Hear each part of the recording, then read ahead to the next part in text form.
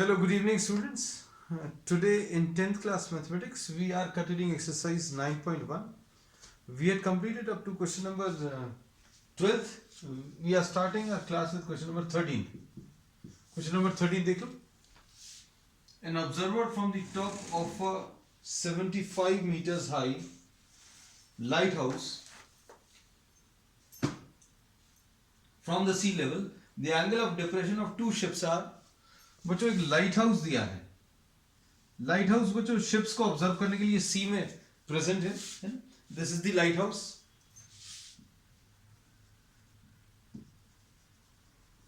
And it is given the height of the light house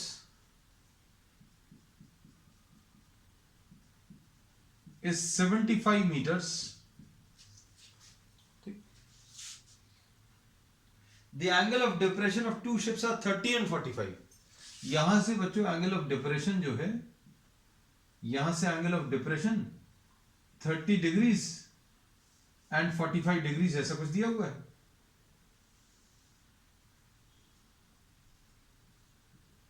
angle of depression 30 degrees और angle of depression बच्चों 45 degrees.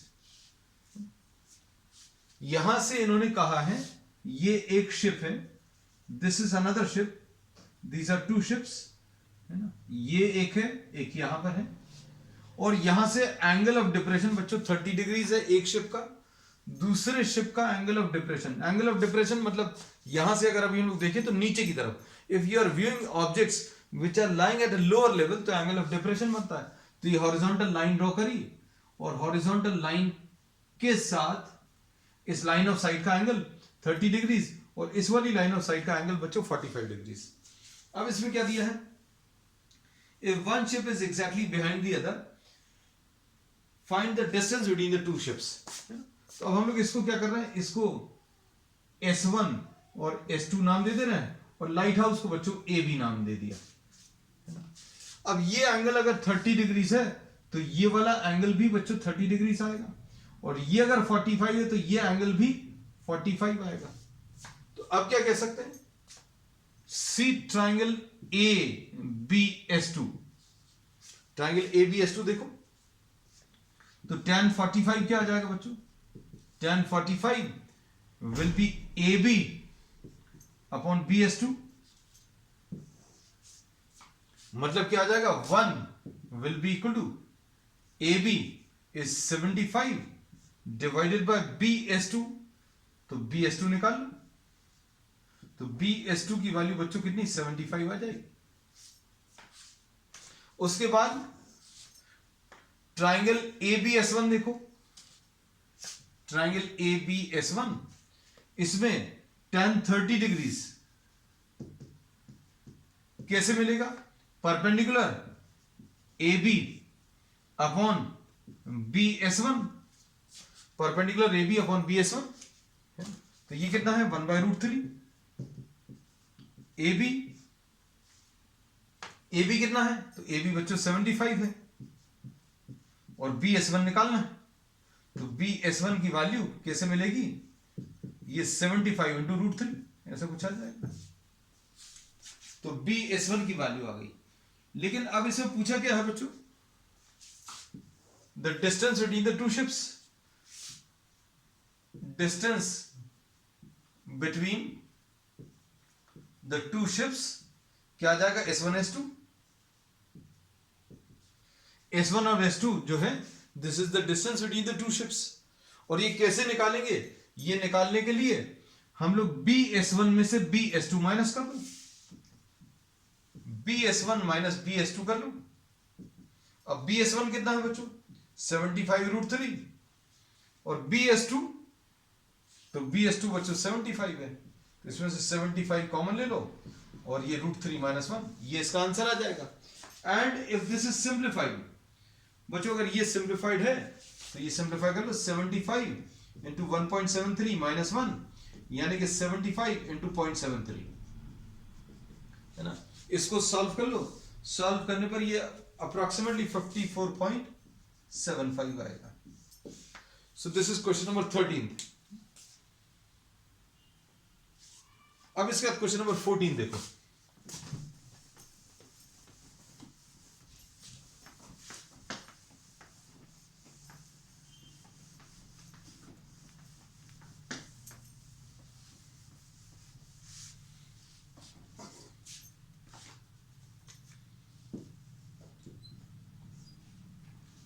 Question number 14. A 1.2 meter tall girl spots a balloon moving with the wind in a horizontal line at a height of 88.2 meters from the ground. 88.2. बच्चों ये balloon है,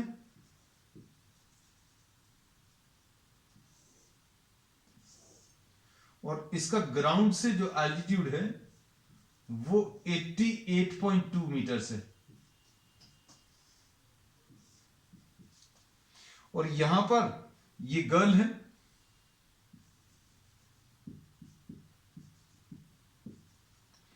और इसकी height बच्चों 1.2 metre है. अब इसके बाद क्या दिया है? The angle of elevation of the balloon.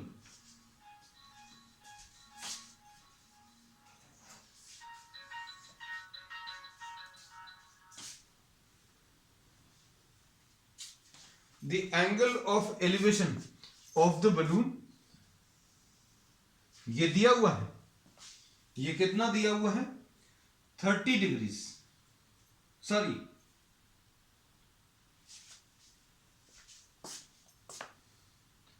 इसमें इन्होंने शुरू में दिया है 60 डिग्रीज बच्चों, और कुछ देर के बाद ये एंगल ऑफ एलिवेशन रिड्यूस हो गया.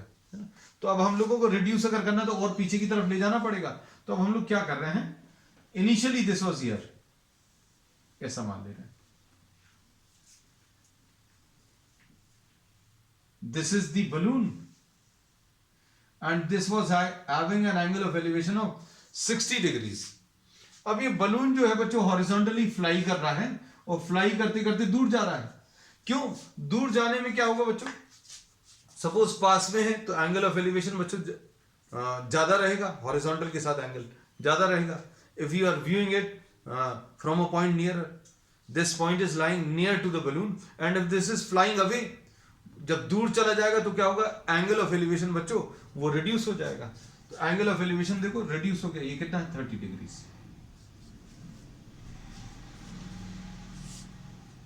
After some time, the angle of elevation reduces to 30 degrees. Find the distance traveled by the balloon during this interval.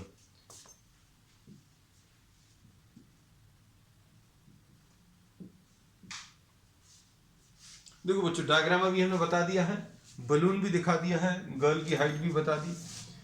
अब ये जो हॉरिजॉन्टल लाइन है बच्चों, गर्ल की जो आई लेवल है उससे जो हॉरिजॉन्टल लाइन है उससे ये एंगल्स बनेंगे. उससे ये एंगल 30 डिग्रीज, इस हॉरिजॉन्टल लाइन से ये वाला एंगल बच्चों 60 डिग्रीज. अब इसमें देखना,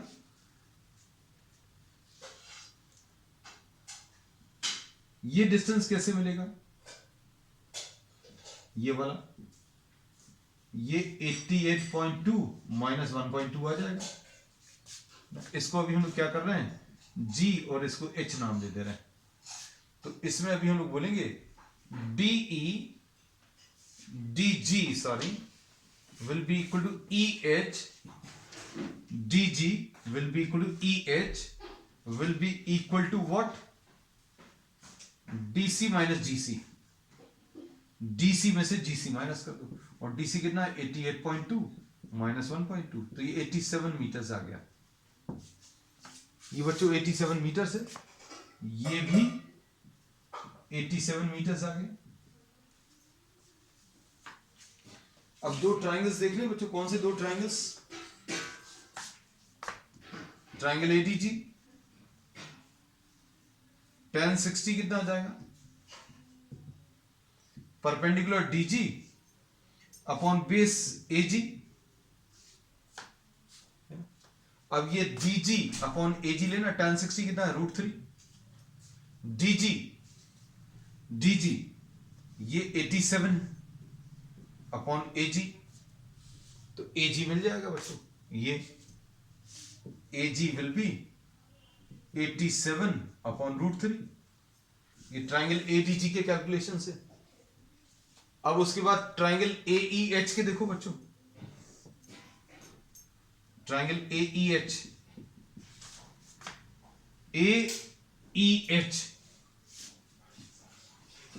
tan 30 degrees, tan 30 will be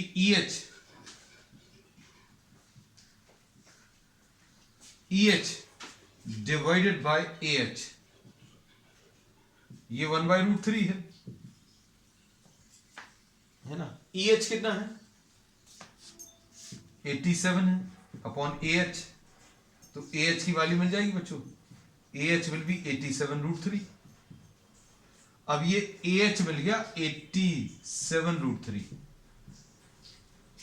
और ये AG मिल गया, AG 87/√3। अब ये बलून ने कितना डिस्टेंस कवर किया बच्चों? यहां से यहां तक पहुंच गया, तो इसने GH कवर किया, तो आपको यही निकालना है। क्या पूछा है? Find the distance travelled by the balloon. Distance travelled by the balloon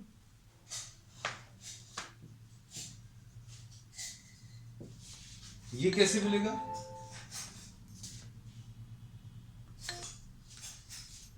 ये मिलेगा कैसे? Distance travelled by the balloon will be GH, और GH कैसे मिलेगा?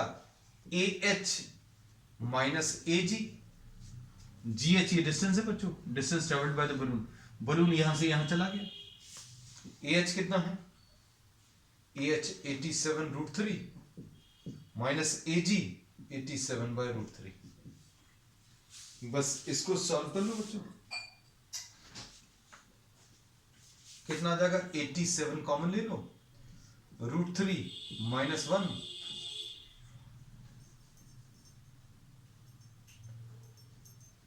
अपॉन √3, ऐसा कुछ आएगा। अब इसको कैसे लिखेंगे? ये 87 इंटू 2 अपॉन √3, इसको सॉल्व कर लो। √3 से आप ऊपर और नीचे मल्टीप्लाई करो तो ये 3 आ जाएगा, और 3 कितना आ जाएगा? 3 2 6 29, मतलब 58√3 आ जाएगा answer. This is the distance travelled by the balloon. अब देखो क्वेश्चन नंबर 15।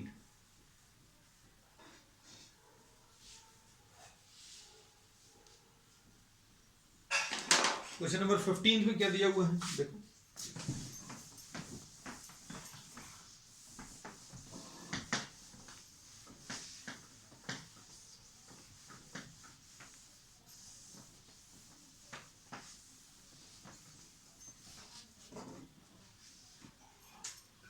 क्वेश्चन नंबर 15 में a straight highway leads to the foot of a tower। बच्चों ये एक टावर है और ये एक स्ट्रेट हाईवे है, ये टावर के फुट की तरफ जा रहा है।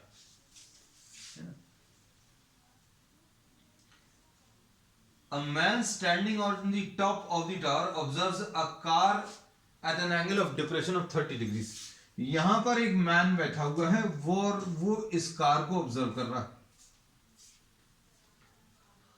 और कार को ऑब्जर्व करने के लिए बच्चों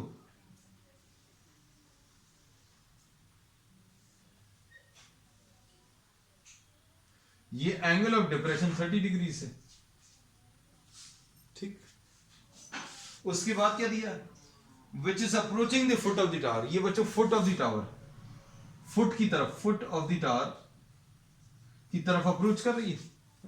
अब इसके बाद 6 seconds later the angle of depression of the car is found to be 60 degrees। 6 seconds बाद बच्चों ये कार की ये पोजीशन थी, फिर कार की ये नई पोजीशन आ गई, और ये एंगल बच्चों 60 डिग्रीज दिया है। और ये डिस्टेंस कितने समय में कवर किया? 6 सेकेंड्स में। अब इसमें इन्होंने पूछा है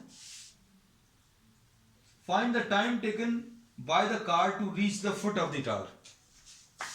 इसमें time for C dash, C से सी डैश तक का टाइम 6 सेकेंड से। अब फुट ऑफ द टावर को एफ बोल दिया, F the foot of the tower. तो अब हम लोगों को क्या निकालना है? Time for C dash F. इन्होंने बोला कि यहां से कार को देखा तो एंगल ऑफ डिप्रेशन 30 डिग्री से, अब ये कार इधर की तरफ आ रही है, अब यहां पर जब आ गई तो इन्होंने एंगल ऑफ डिप्रेशन देखा 60 डिग्री से, और यहां से यहां तक आने में 6 सेकंड्स लगा, सी से सी डैश तक का। अब इन्होंने बोला कि इसको यहां तक पहुंचने में कितना समय लगेगा ये बताना है। Time taken to travel from C dash to F, ये कैलकुलेट करना है। ये अब अच्छे से ध्यान रखना। अब देखो, अब बच्चों ये अगर 30 डिग्रीज है तो ये भी 30 डिग्रीज आएगा, ऑल्टरनेट एंगल्स, ये दो पैरेलल लाइंस रहेंगी, ये ट्रांसवर्सल तो ये 30, ये भी 30, ये दो पैरेलल लाइंस बच्चों ये ट्रांसवर्सल तो ये 60 डिग्रीज आ जाएगा। ठीक, और कुछ दिया है, इसको आप एच ले लो। Suppose the speed of the car, suppose the speed of the car is x, speed बच्चों कितनी x है, ये कितना है x मीटर्स पर सेकेंड। अब ये सी डैश डिस्टेंस कैसे मिलेगा, स्पीड इनटू टाइम। ये देखो इसमें थोड़ा सा फिजिक्स भी लग रहा है।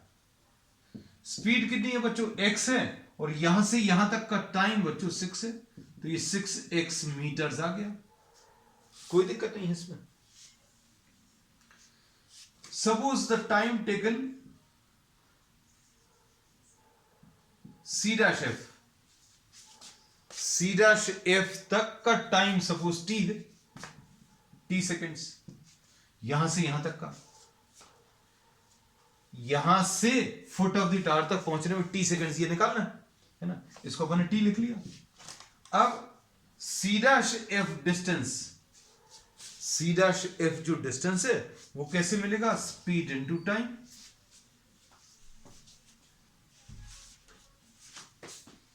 ये मिलेगा स्पीड इनटू टाइम, है ना। अब स्पीड कितना है, तो बच्चों स्पीड x है, और यहां से यहां तक जाने में समय अभी हम लोगों ने t ले लिया। सिंपल सी चीजें बोली बच्चों, सिंपल कैलकुलेशंस। अब 1030 और 1060 ले लो, बस खत्म हो जाएगा question.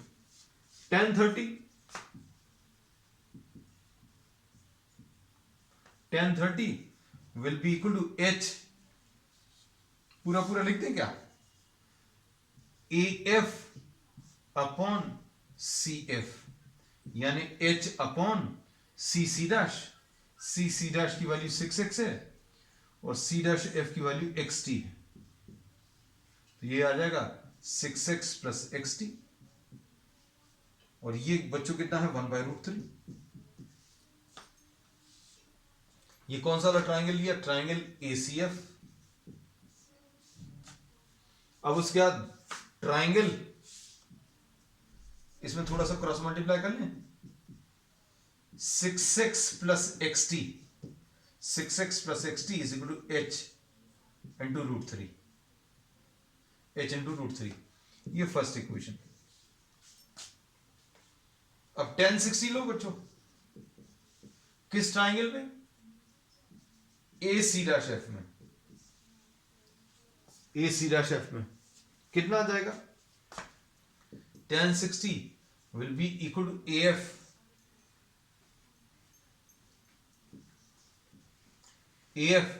Upon C dash F, यानी √3 is equal to AF H upon XT। तो इससे H की वैल्यू कितनी आ जाएगी बच्चों, H की वैल्यू √3XT, ऐसा कुछ मिल गया। तो H की ये वाली वैल्यू हम लोग इसमें सब्स्टिट्यूट कर सकते हैं, है ना। तो कितना आ जाएगा, ये सेकेंड इक्वेशन, देखो ध्यान से, सब मिल जाएगा, इसी से आ जाएगा सब कुछ।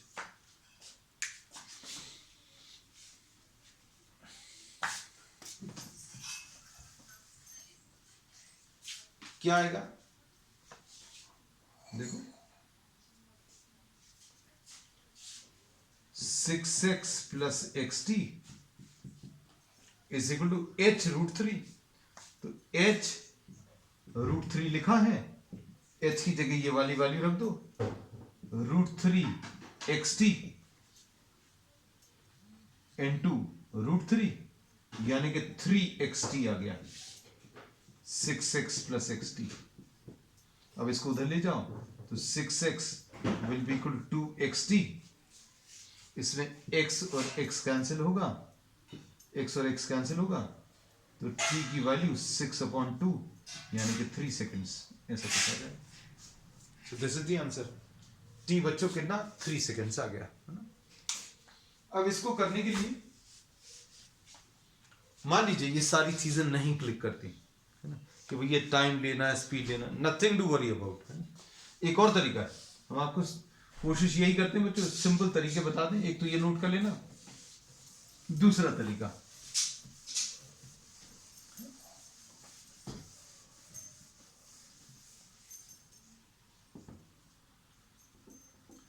सपोज बच्चों अभी हम लोग इसको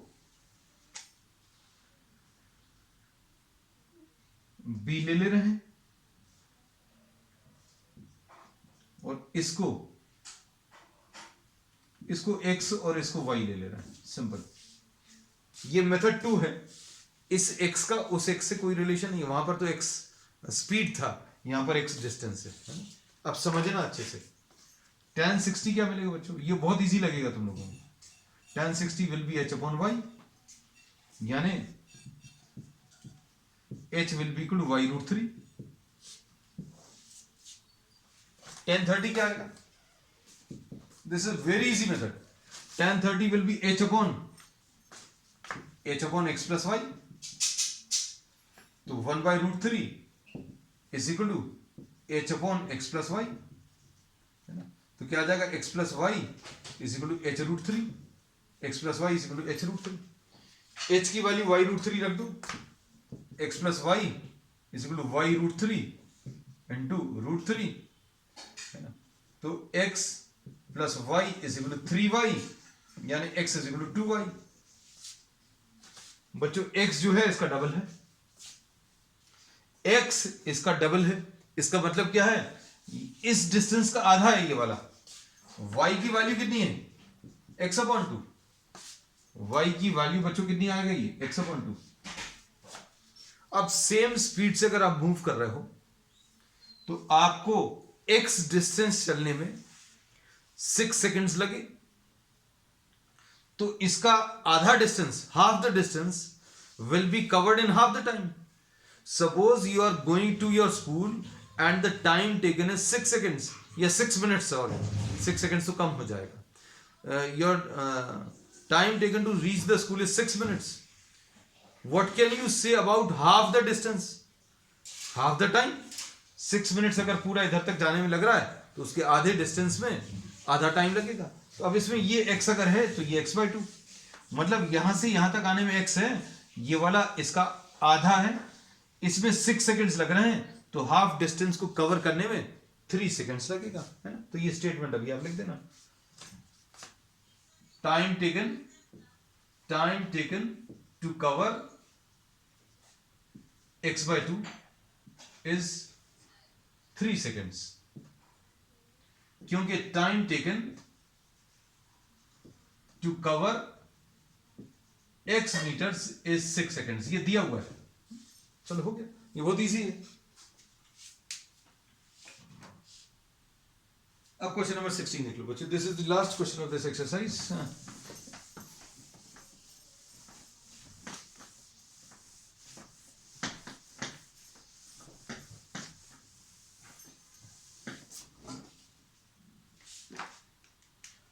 Angles of elevation of the top of a tower from the 2 points at a distance 4 meters and 9 meters.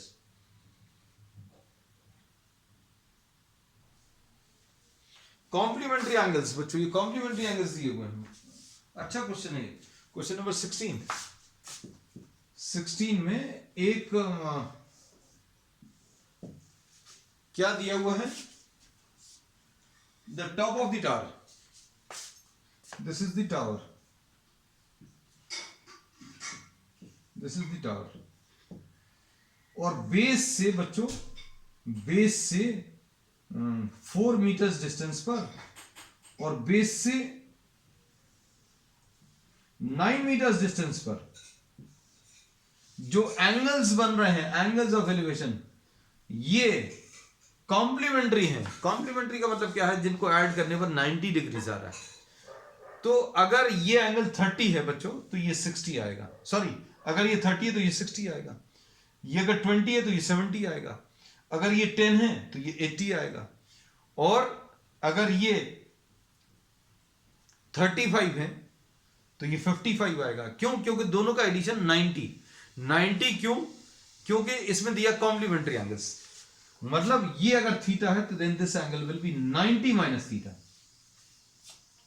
अब थीटा और 90 माइनस थीटा को अगर आप ऐड करोगे तो 90 डिग्रीज आ रहा है। यही तो दिया है इन्होंने कि ये दोनों एंगल्स का एडिशन बच्चों कितना?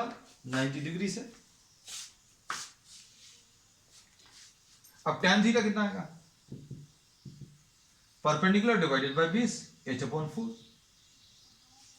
और tan 90 minus theta, 90 minus theta perpendicular divided by base, perpendicular h है डिवाइडेड बाय 9, तो ये cot थीटा आ जाएगा। cot theta is h/9। अब ये कितना आता है cot थीटा? यानी 1/tan theta is equal to h/9। ये tan थीटा इतना है तो 1/tan थीटा कितना आ जाएगा बच्चों? 4/h। और 1/tan थीटा यहां से और 1/tan थीटा यहां से इक्वेट कर दो। 4/h is equal to h/9। Cross multiply करो, h² will be equal to 36।